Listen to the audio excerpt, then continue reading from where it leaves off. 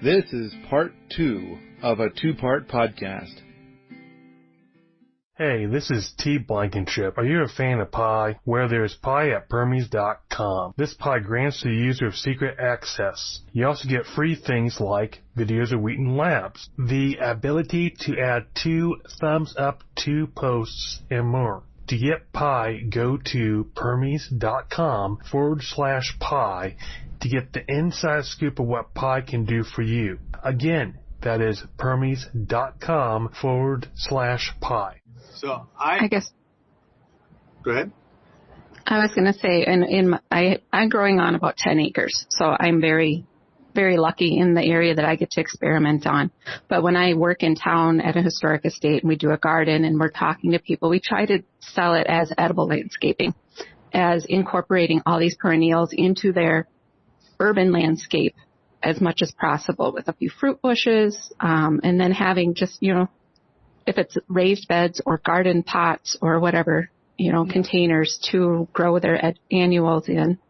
But yeah, I have about 2.5 acres at my place that I use for edible perennials. A lot of permaculture designed spaces, but that takes a lot of upkeep still, just mowing between the rows, mowing around beds, because I have basically 8 sections with rows in them for different trees, raspberries, blueberries, and things like that, gooseberries.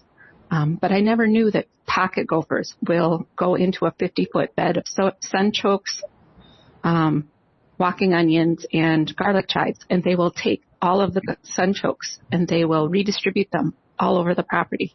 And you will, and it's like, okay, I don't know where my sunchokes went. 11 years ago, I planted a 50-foot bed, and now they just pop up here and there. But if I plant a row of them, they're gone. They take them first thing.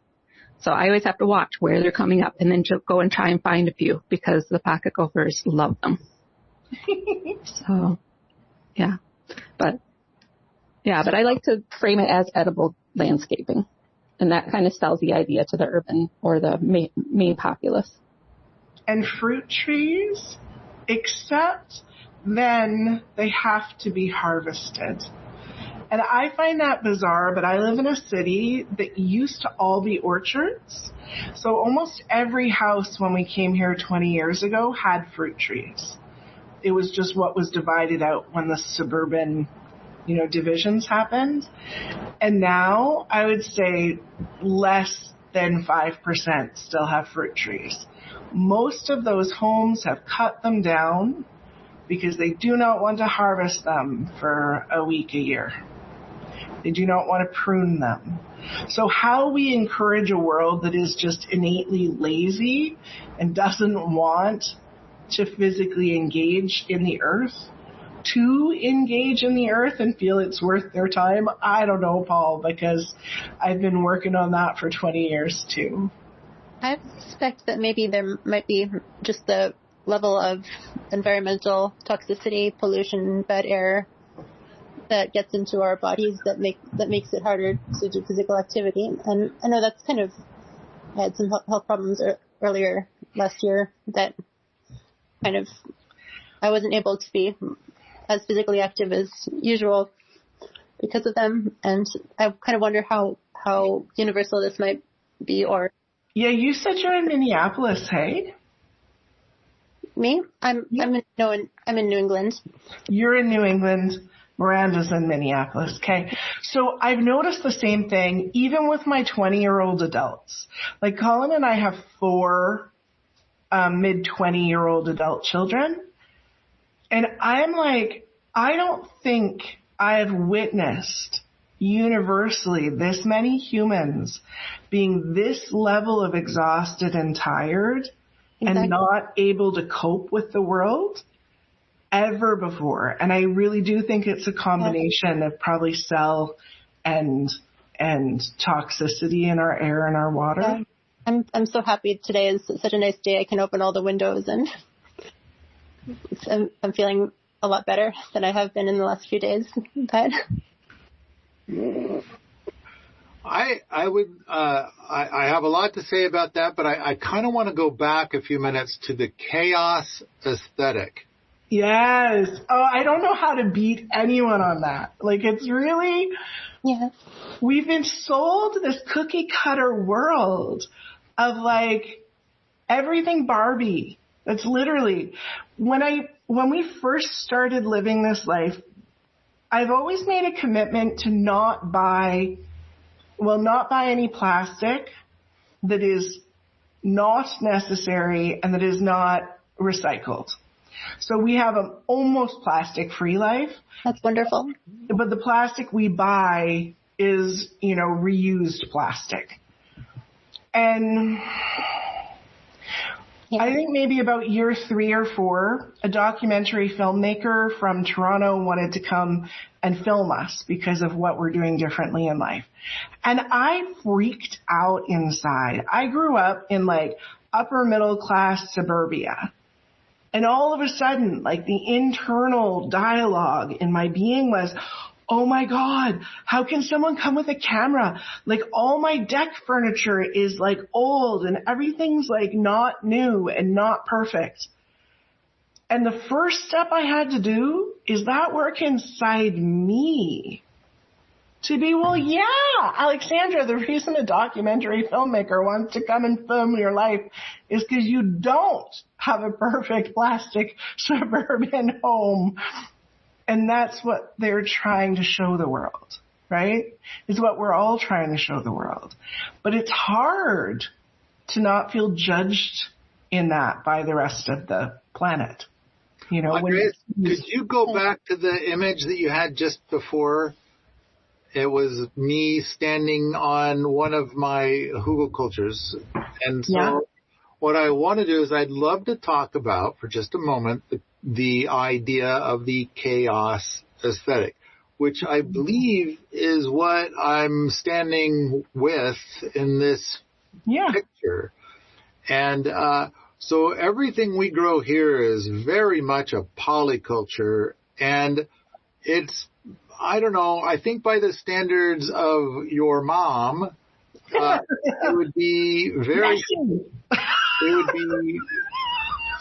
feral and chaos. And there is a branch of gardening, I believe, called chaos gardening, which is not quite what I'm shooting for.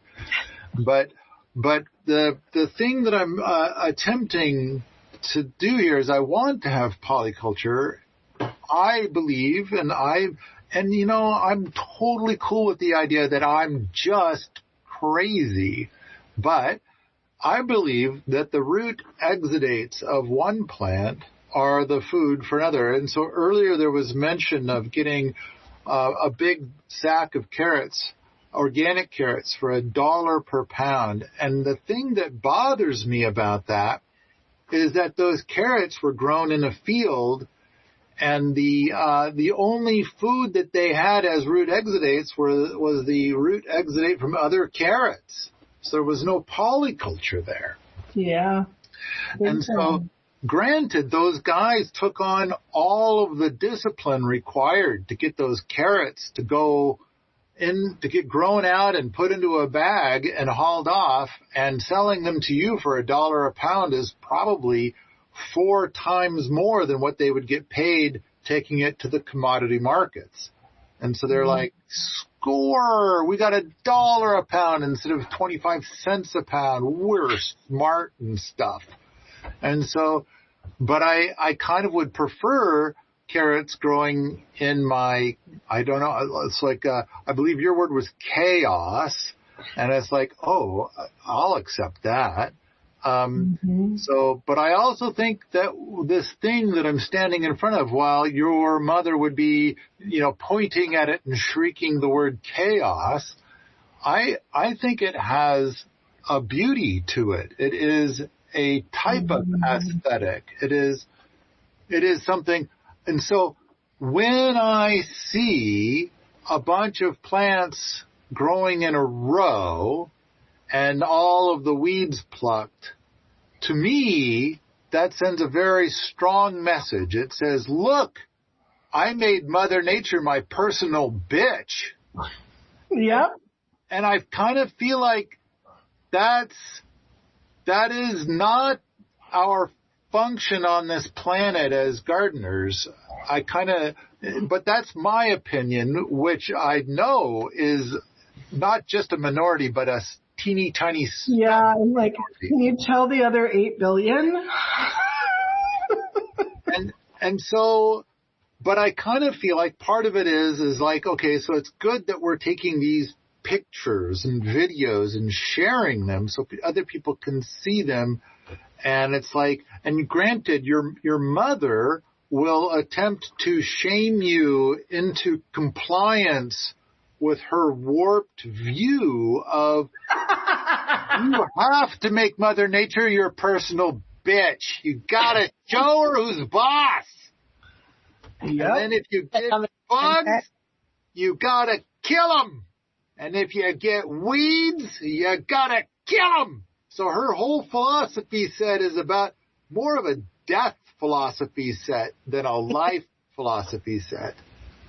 Am I crazy? Am I close to the truth here? Mm-hmm. Except, I don't know about you if you've managed, but I can't make carrots grow in a chaos landscape because they don't compete. So most of what we grow in the food forest are I call them the survival plants. They're the ones that can grow and create a harvest and outcompete everything around them so they win. That's really funny because in my climate, carrots only grow in chaos. If I plant a nice place, then they'll be about the size of a sewing needle by the end of the year. But if I plant them and leave them alone in the midst of the weeds and chaos, then they might actually be a reasonable size. Wow, cool. What about you, Paul? Do you get carrots in there? We have not had great success with carrots yet, but we've also we've had a lot of challenges to overcome, but that's another story for another day. But for the moment, what I want to do is I want to look in the general direction of M, and she was telling me about wild parsnips, which I've never seen parsnips grow in the wild before. But I kind of feel like, okay, hey, here's a thought. Maybe instead of carrots, parsnips. Yeah, parsnips are, at least in my climate, they're so hardy that they grow along all the highways. They invade your garden.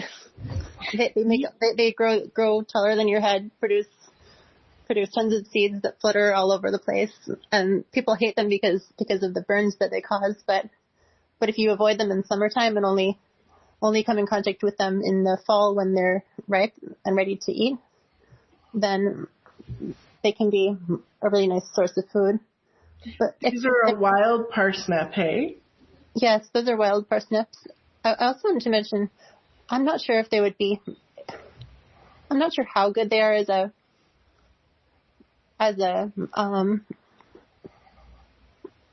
I forgot what they're called on your new scale, Paul.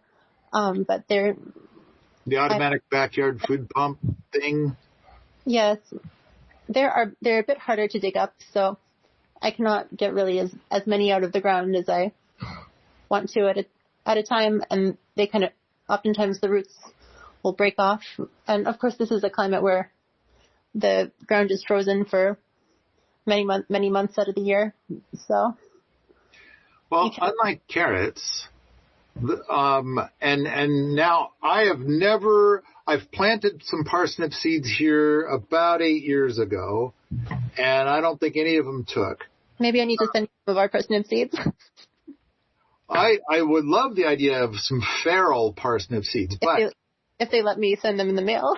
Oh, right. They could be weird about that, but it's like within the United States to the United States, so I think it'll be all right. But setting that aside, I have ordered parsnip seeds to plant this year. The thing I'm trying to get at is to say, I'm trying to broaden my automatic backyard food pump idea, and I think that the core of it all is the idea of having crops that have a really massive harvest window.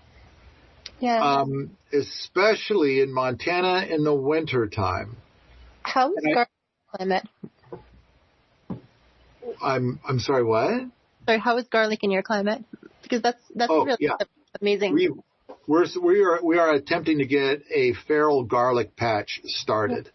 But that's the one that you can harvest in this climate every single month of the year. There's something to eat from it, whether it's the greens or the roots or the spring garlic, or every season of the year, not every month, because sometimes they're underground, of course. But I kind of feel like if you've got a really robust garden that has food pumping out all winter long, and you've got, like, let's say some chickens, then I kind of feel like between the stuff that you can harvest out of your garden in January and eggs and some chicken, that you might find that you're frequently getting 100% of your meal from what you've grown on site.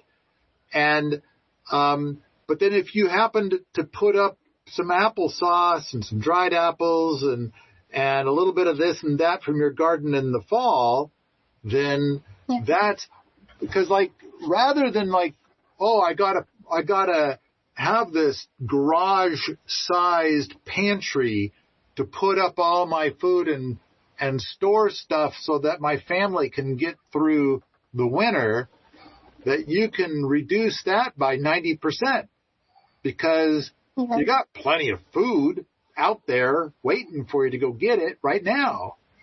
And this other food that you've put up is nice to add to it, but it's not your staple. The stuff that you're bringing in today is your staple. But this is me and my crazy. But I've got people like, is it Alexandra's mom who is pointing at it and saying, shame on you, shame. And it's like, I kind of feel like that's, so that kind of finger wagging combined with the thing about the people saying it costs more and the people talking about the amount of time, between those three, and that's just the beginning of the list, just those three, it's challenging to persuade people to make the leap. I did see a garden, I think was it this last summer maybe? Maybe it was last fall, but I saw a garden and this woman was telling me that she put 2 sunchokes in the ground because they came from somebody or something, and she just stuck them in the ground 2 years ago and then forgot about them. And now this whole corner of her yard is just packed full of the flowers of the sunchoke, and they look lovely. That's an amazing story. And I was saying, like, I think that there might be about 200 pounds of sunchokes in the ground right there. Like, if you started eating them right now, I don't think you would ever reach the end. So, Paul, how many days a week do you eat sunchoke or sunroot? Oh, I'm last spring I was eating them every day. Right now, I mean, I know some of you are familiar with the fact that I had some health comedies, and I'm doing some food as medicine that says right now don't eat sunchokes, and otherwise I would. But you're asking what I eat. Now I can tell you that the people who live here are eating sunchokes almost every day, and so it is a staple here. I mean, we've got enough sunchokes right now, I think, that we could keep probably 20, 25 people fed year round just on sunchokes. So are those stored in your house, or are you keeping them outside? Oh, they're outside.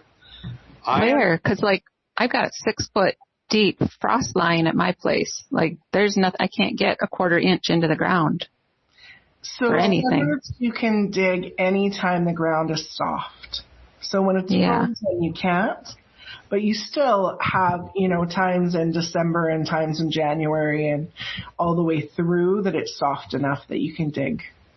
Oh, there's no way I can do that from like December through April. I'm not getting in the ground unless I had them in my hoop houses, which right now I can only get down an inch in the hoop house, and that's been, 60 degrees for the last 2 weeks inside there. Wow, because we don't and get it's that still frozen of ground.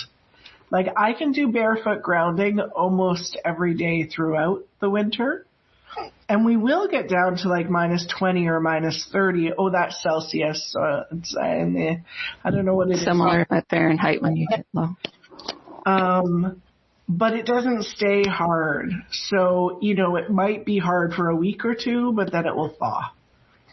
So I want to say that we've been harvesting sunchokes here December, January, February, and now we're into March, and we can harvest sunchokes today if we wanted. But it is true that if we have a hard freeze, it's going to be more challenging to get to them. And but if the day warms up a bit, or if it's been warm for a couple of days, then it's like, oh, let's all go out and get a bunch of sunchokes. But let's get 2 or 3 times more than we would normally get, and then bring them inside. And of course, they only last about 3 or 4 days before they start getting soft. But we have ways of storing them so that we can get weeks or even months if we want. But normally I'm too lazy to do that. And I just go out and get a bunch when the ground is a little bit soft in December, January, February. And I have not had trouble, is it kind of soft? Is it going to be soft today? Maybe. And then going. Yeah, you are more like us. Also, but for Miranda, you would have to dig in the fall before freeze and in the early spring after thaw. Also, and you can store them in like a wet sand in a root cellar.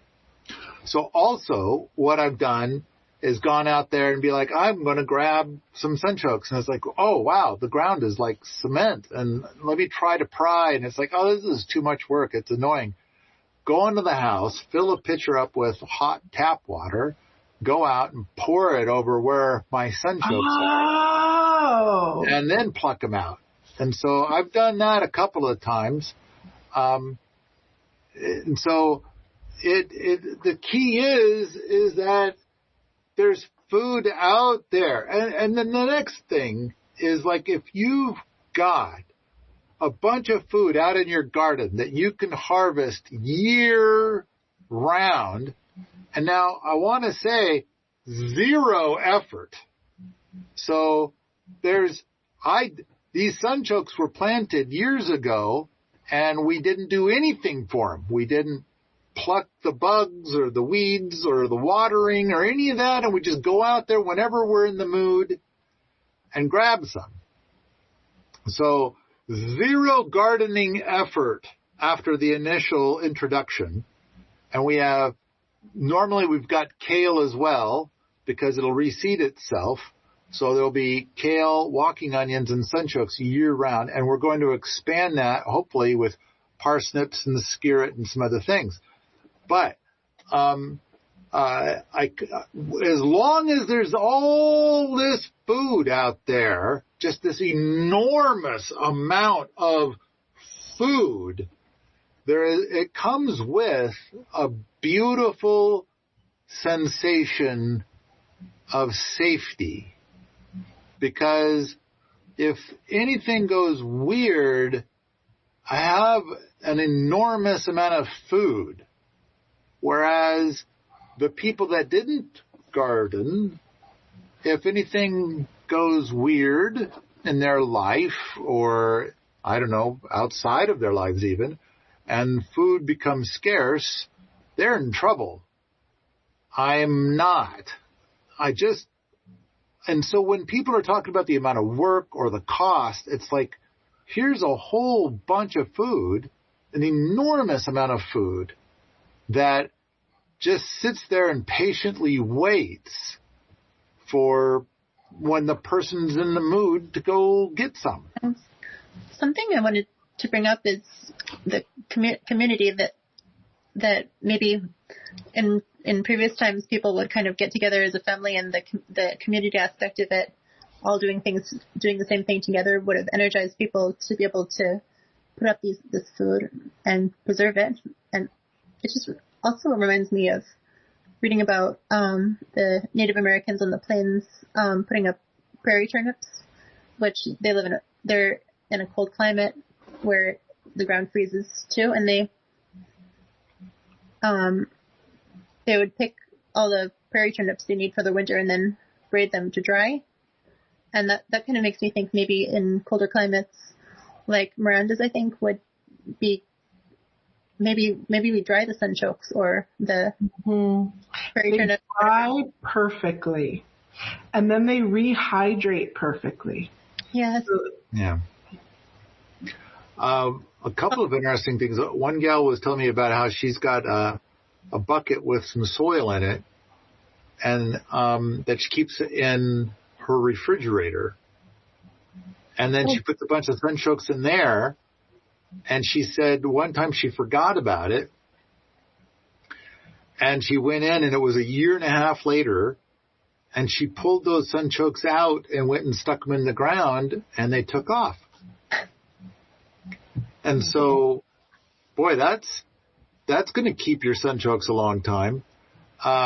There's also another idea that we're experimenting with right now is we got a jar with a bunch of salt water in it, and we drop some sunchokes in that. And we think it's going to, they'll be able to keep for months that way, if we want to do it that way. But I think we all know that if you put sunchokes on the counter, about 3 days later, they're going to start getting soft.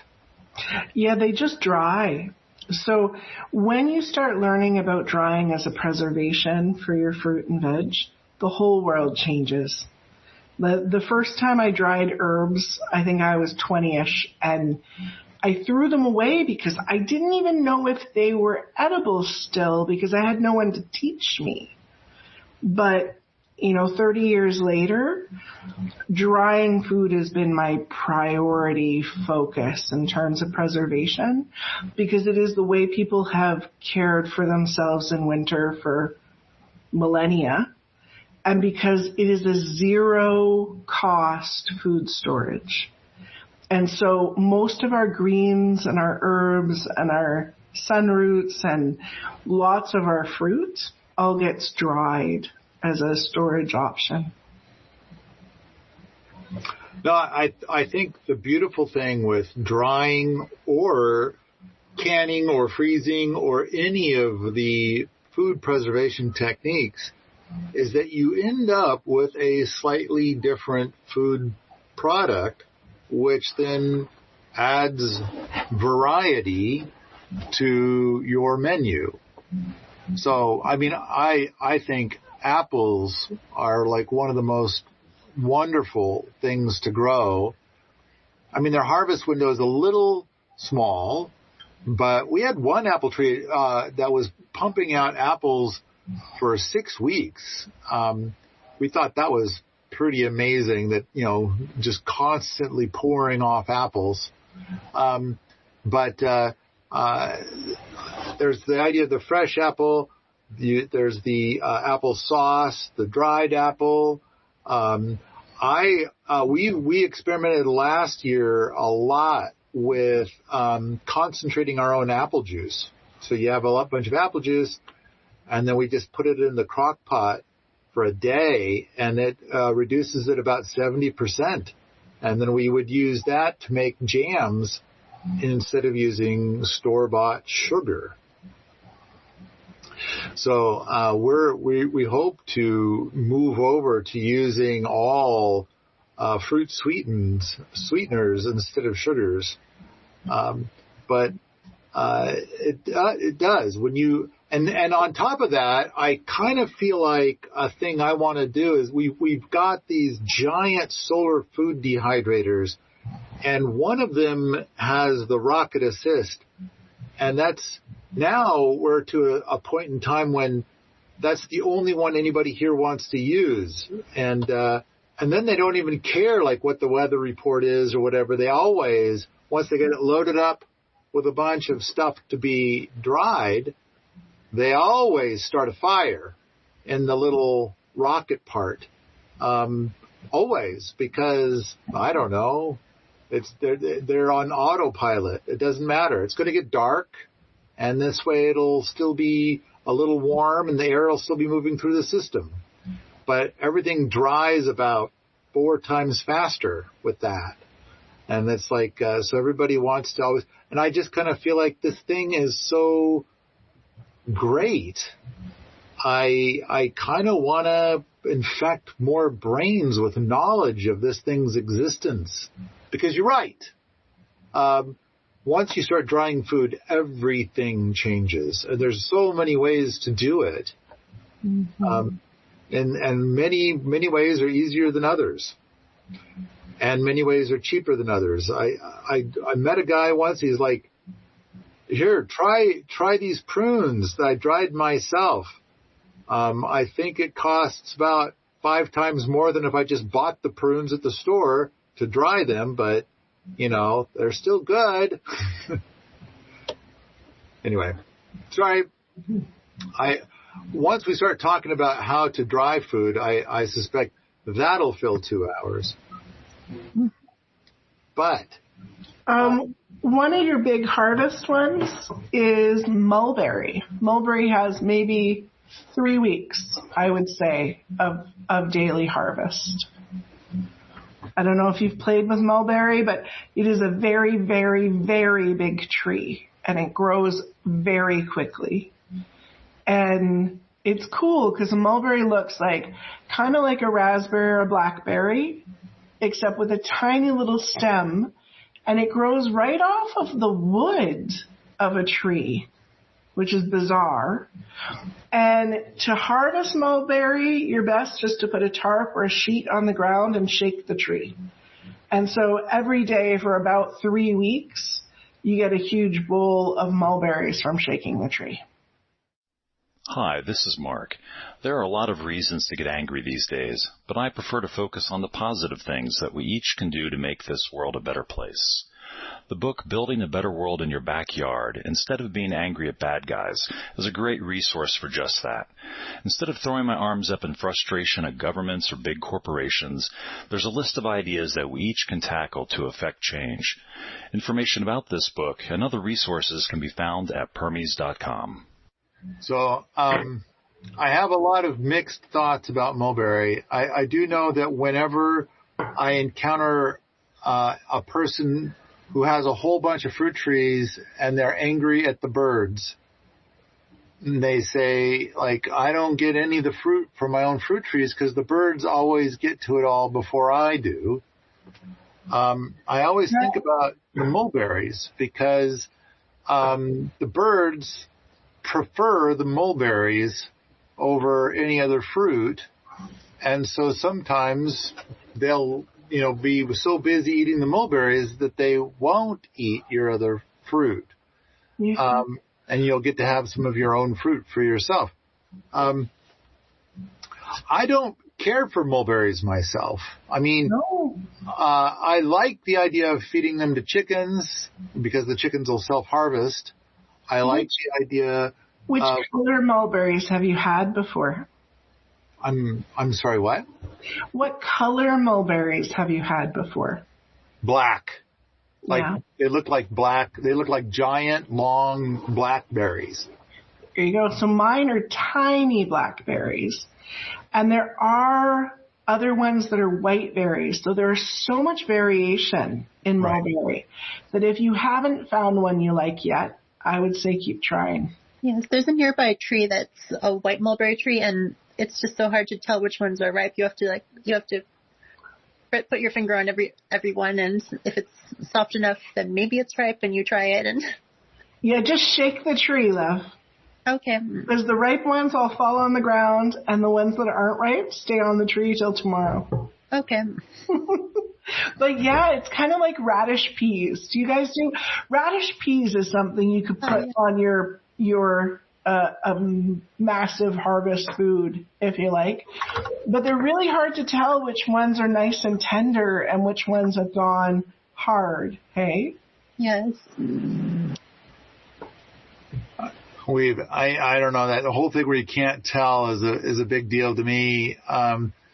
Yes. I know we get people here all the time that are foragers, and they see that our property has a lot of Oregon grape, but most of the time Oregon grape, it's like not yet ripe or too ripe, and it's hard. I can't tell the difference between, and it's like it's good for just this teeny tiny window, but through all the phases they look the same, and they come on at different times. So anytime you're like, I plucked one Oregon grape and it was good, then all the rest of the Oregon grapes on that same plant are not good. Kind of a weird thing. Anyway, I've stopped even trying to taste the Oregon grape. I don't want to anymore. That kind of reminds me, I think there's a Siberian crabapple that they taste absolutely horrible until about the frost, and at that point they turn from rock hard to very soft, and it's easy to tell then. And they're another one that I think could be a full building crop, I think. Because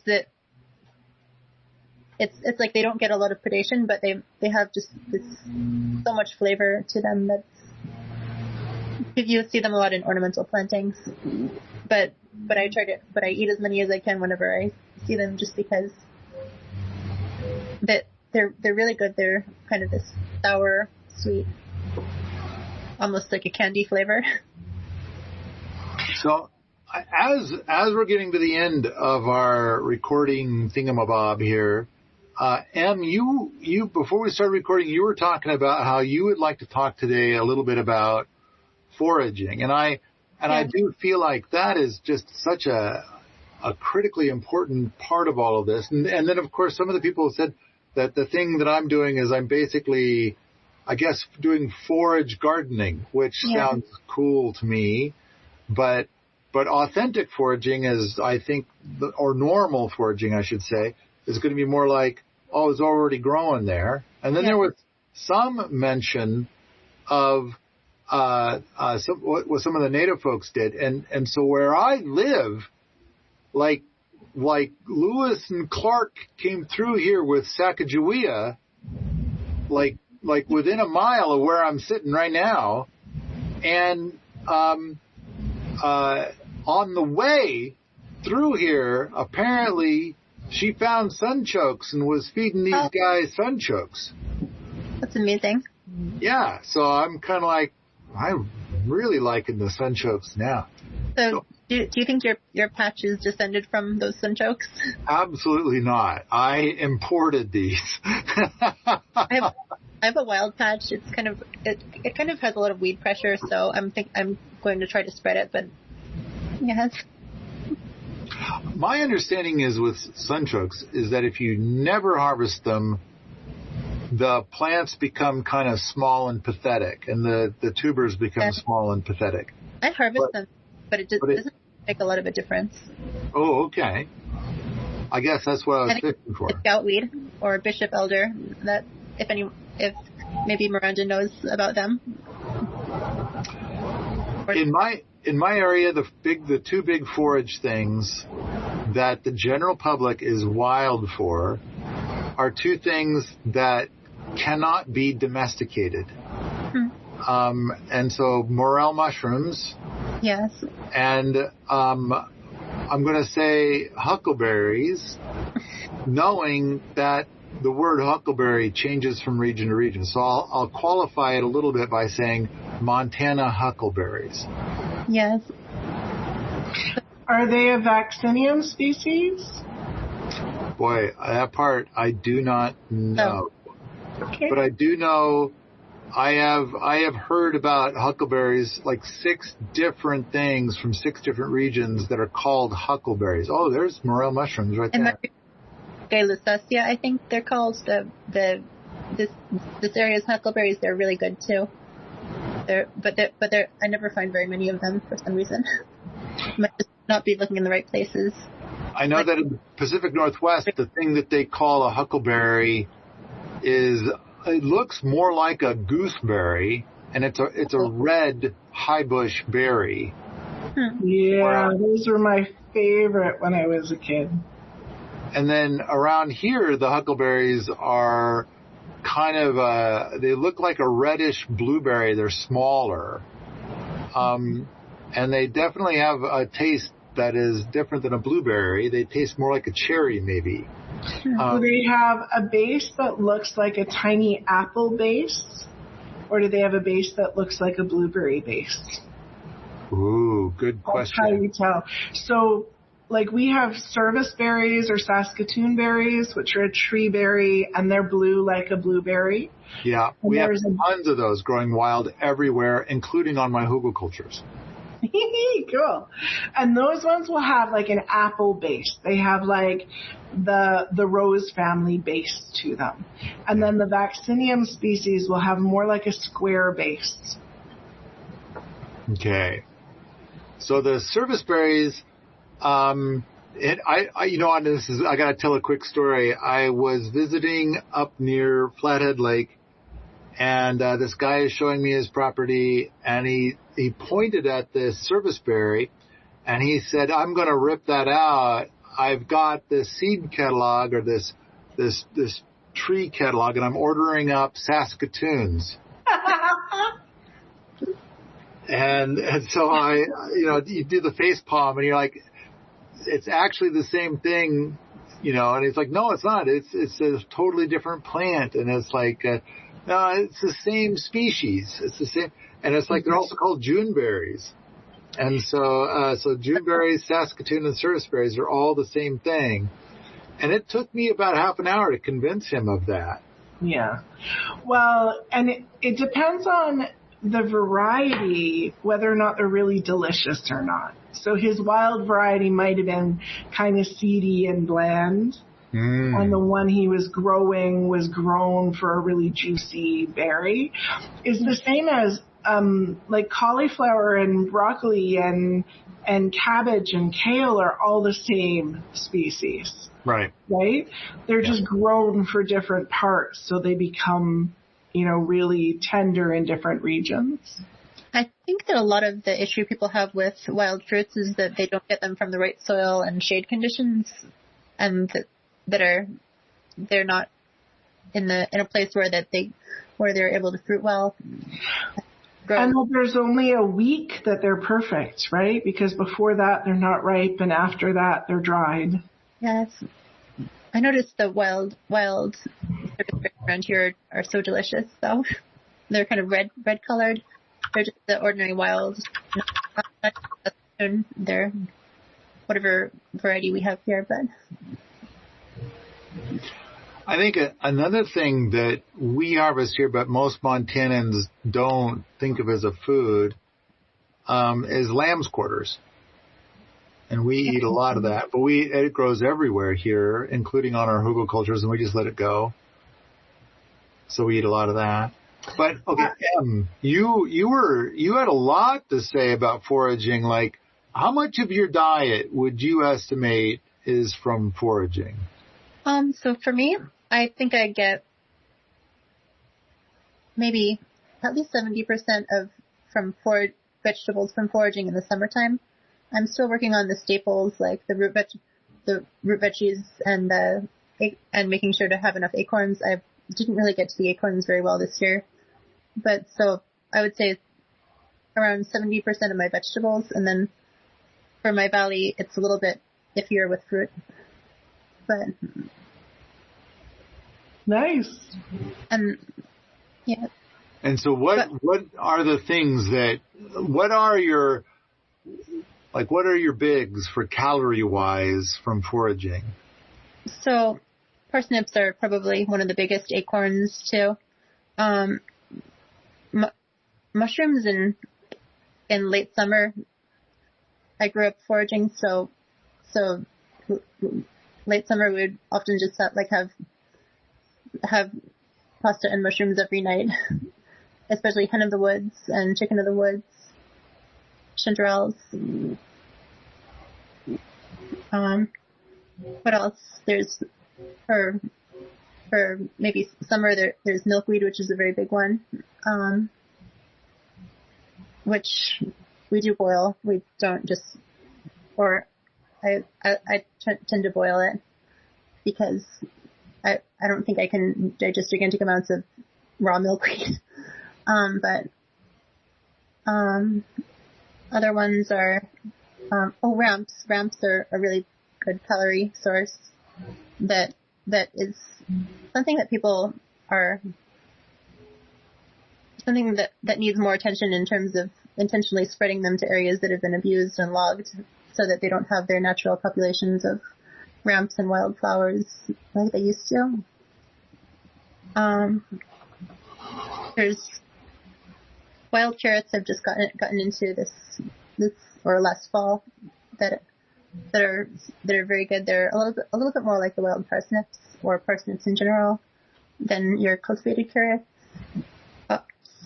Right now I'm tapping maple trees and boiling down the sap to make syrup. So that's a big one for my climate.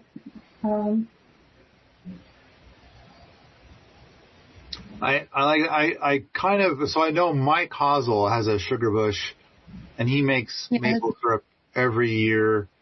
And as he's describing the process of making this syrup, I perpetually think, like, I wonder if adding something rockety to that would make it burn less wood. But I don't know. I think part of it is that he's got such an enormous amount of wood. And I do want to make a whiny sound in general about how so much of Montana, and I don't know about your area, but so much of Montana, everybody is burning their brush now.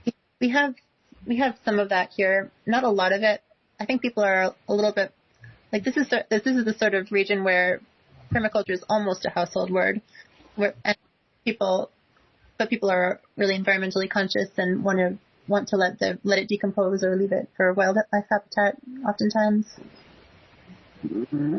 I was visiting with a neighbor who was getting ready to burn, and I said, I bet I could come up with 100 things that would be better use of that wood than burning it. Exactly.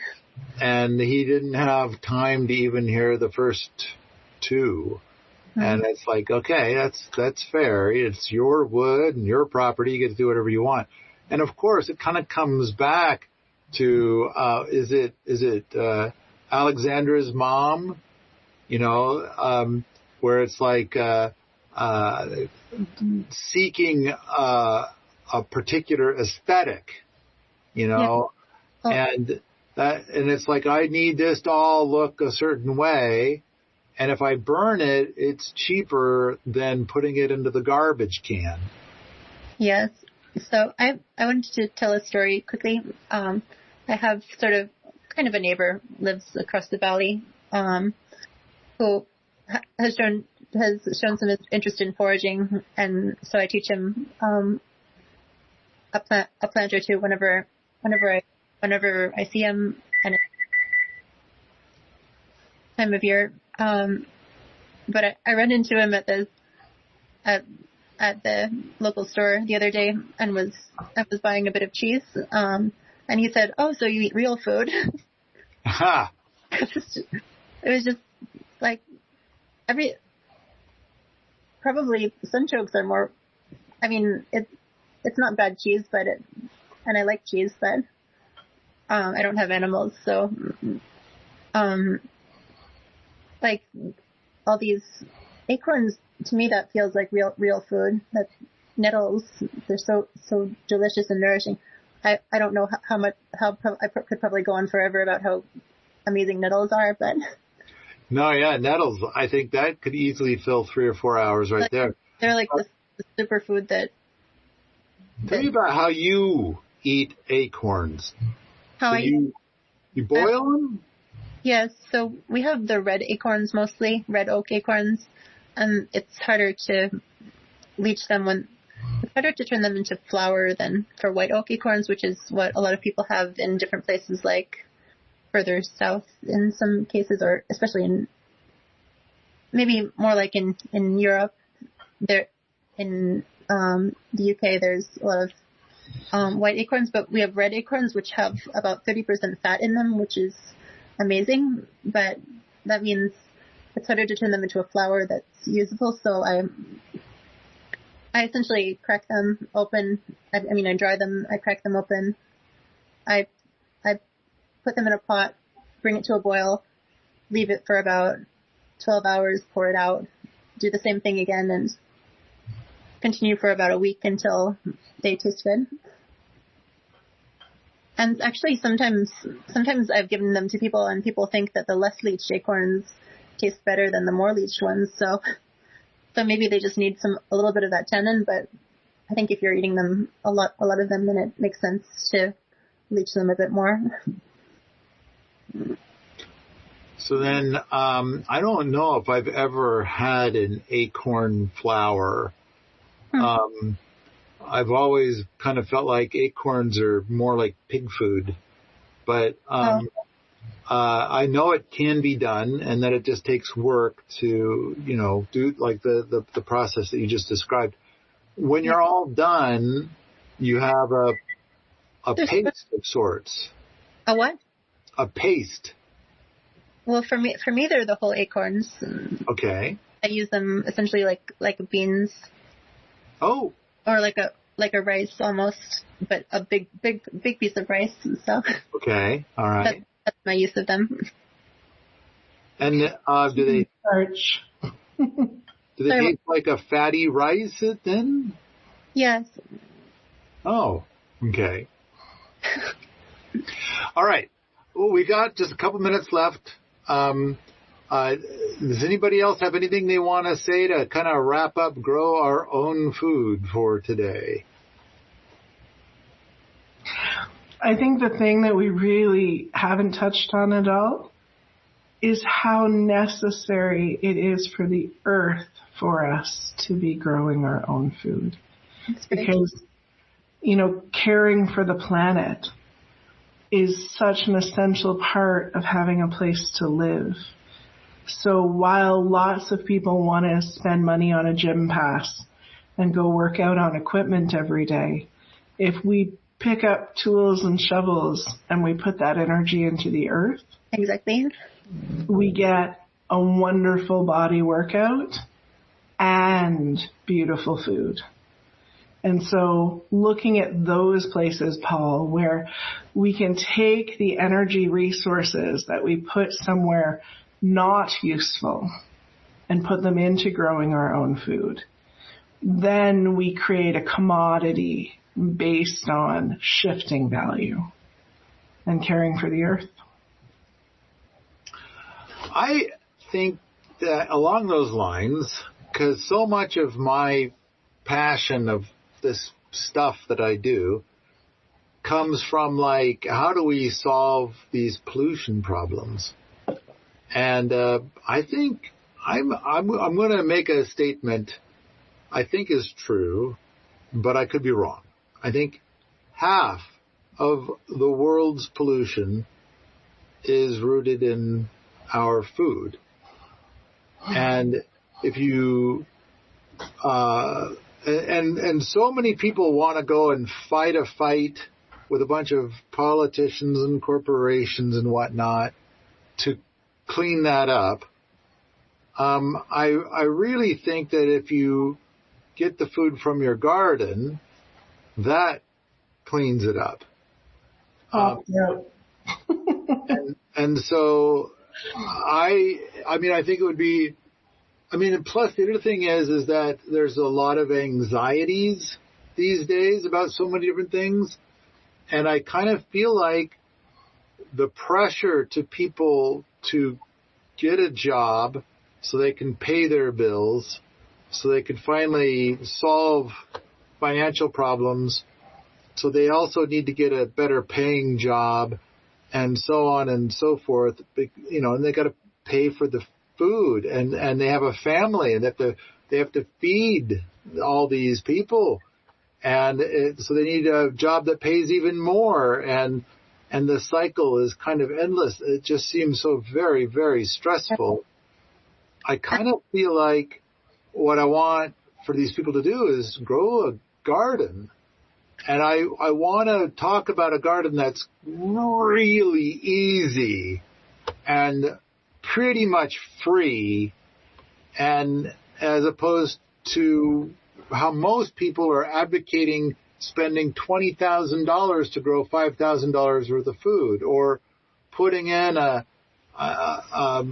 500 hours to get $5,000 worth of food, in which case it's like, what is that, $10 an hour?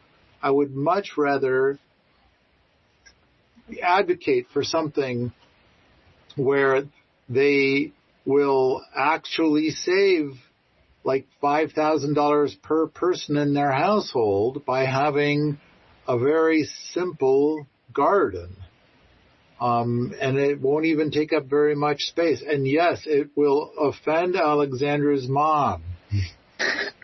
And it's like, but tell her to stop looking at it or something.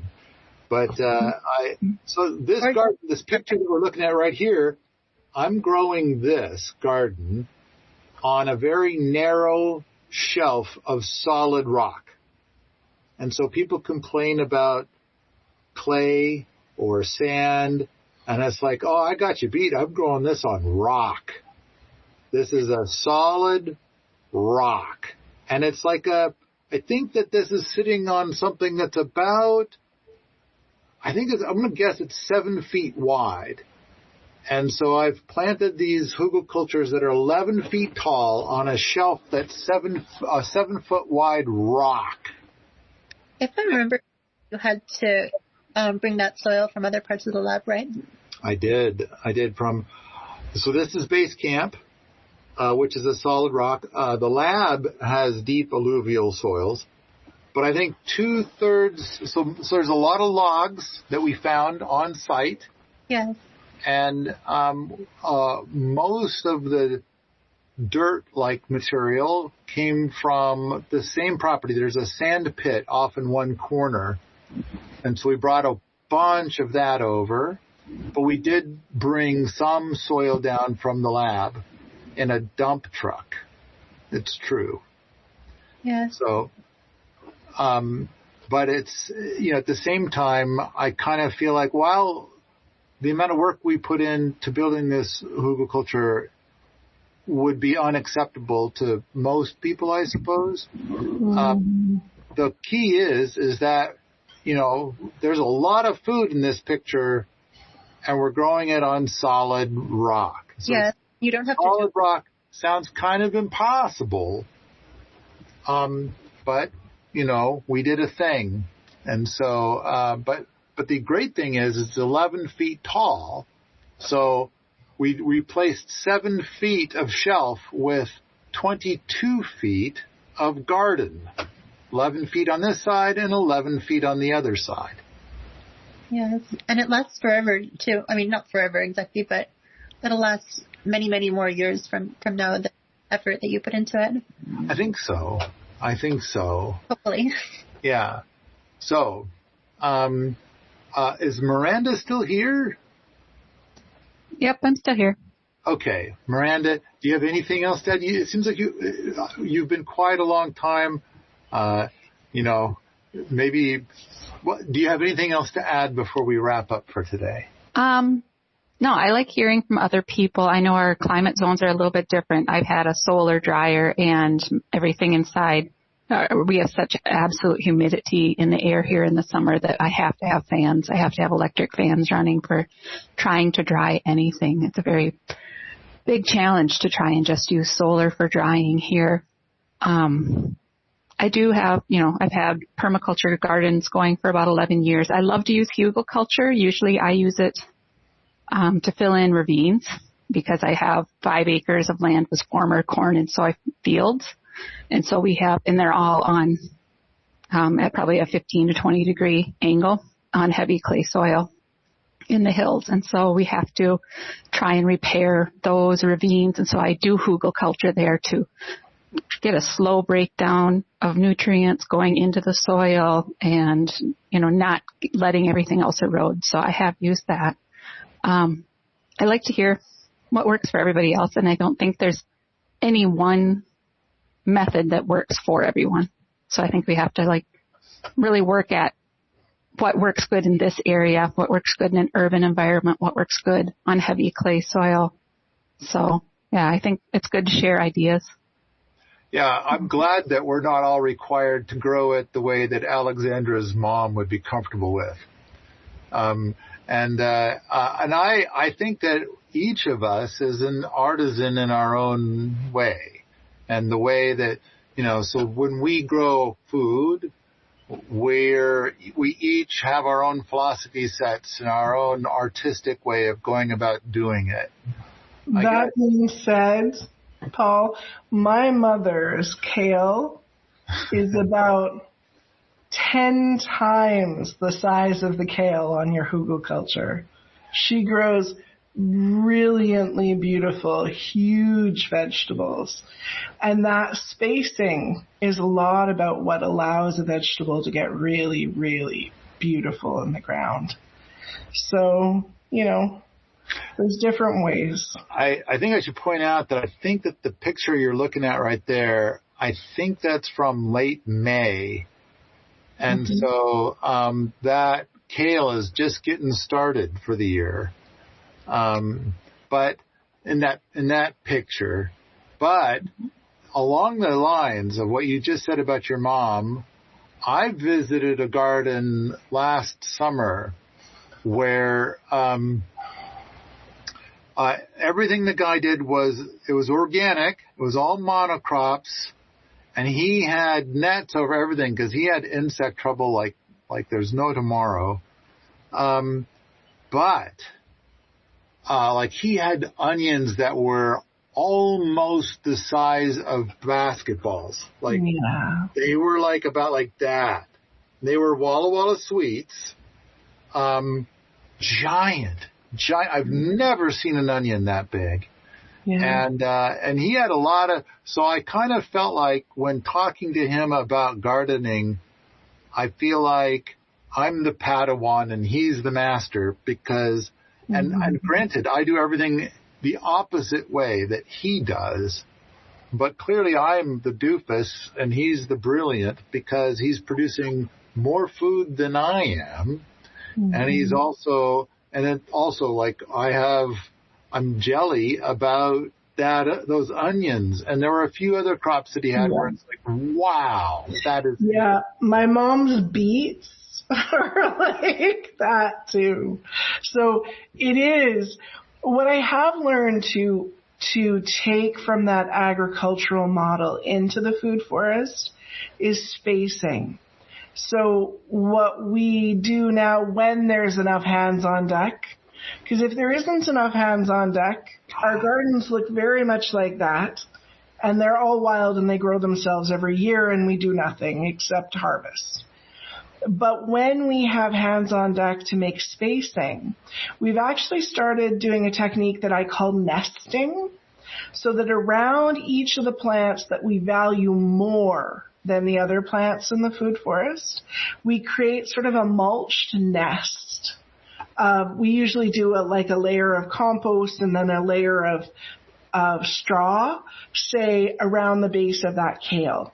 And I will either harvest the greens around it for in the house, or I'll just, if I have too many, I'll pull them out and put them down as green manure, and then give that one, veggie plant that is more valuable to our household than another one, more space. And then you start getting that ramp up too. We call those, rather than nests, we call them donuts. Yeah, exactly. Yeah. So we'll basically make a ring around a plant that we like, that we want to keep. Now, granted, it keeps the guilds away, but so much of our soil at base camp is a very low quality soil. And it's like, so adding a donut of mulch around something will help it get a little bit of a boost. But if you look in this picture, there's a lot of snowberry. And so what I do is I let the snowberry get to be like a foot or two tall, and then I clip it down to about 4 inches tall. And the material I clip off is effectively a type of mulch. But more importantly, a bunch of, as the snowberry plant above grew, the root system below grew to match it, and the snowberry is a nitrogen fixer. So when I clip the plant short, a lot of the root dies off with putting a lot of nitrogen into the soil. And then when I lay the mulch on the hugelkultur, then the part of the plant that I left behind helps to hold it up on the hugelkultur so it doesn't just roll off. Mm-hmm. Anyway, sorry, we were talking about mulch, and yes, that's a whole other topic. Also, to bring up, sometimes in these ecosystems, like what you were saying with the big insect population, sometimes the soil is too rich or there's too much sunlight, too much water for a particular plant to actually thrive without any extra support, where they're actually adapted to these low competition ecosystems where you might find them growing like maybe even on a rock ledge in the forest.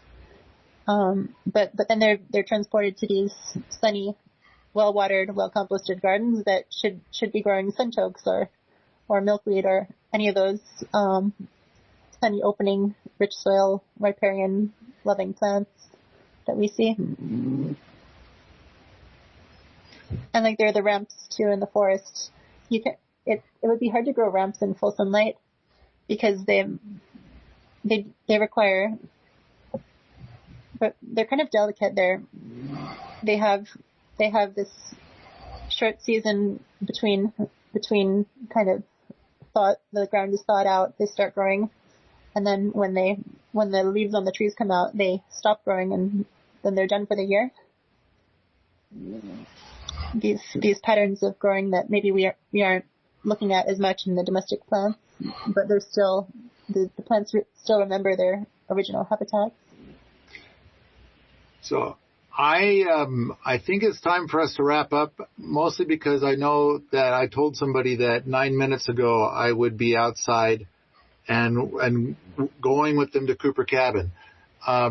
So I'm gonna, but thank you all for coming and helping us to make this a nice little panel discussion of grow our own food. I saw a lot of chat going by. And if I'd have been thinking about it, I would have said, Andreas, can you pick out something from the chat for us to talk about or something? But I think we filled that time very, very well with lots of fun things. So if you like this sort of thing, come on out to the forums at permies.com where we talk about growing our own food, homesteading, and permaculture all the time. Thanks, Paul. Thank you. Put Paul's brain on your plot. Do you have a hunk of land but don't know where to start? Do you have a world-changing permaculture idea and you need some feedback? Do you feel like the guy in overalls may inexplicably hold the keys to all your wildest permaculture and homesteading dreams? Well, you're probably wrong. But if you want to give it a go anyway, you can hire Paul for a consultation. He will be all yours for a whole entire hour. Schedule your Paulversation today at permies.com/consult. permies.com/consult.